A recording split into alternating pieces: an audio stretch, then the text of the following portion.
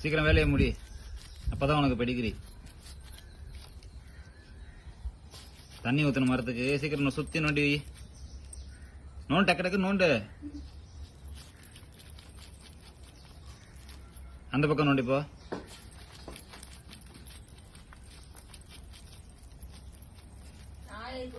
Tea குடிச்சிட்டு வேலை பாக்குறியா இல்ல வேலை முடிச்சிருவியா?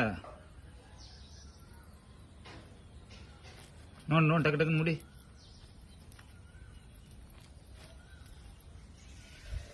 பின்னாடி கால் சும்மா தானே இருக்கு, அது பின்னாடி நோண்டி விடு.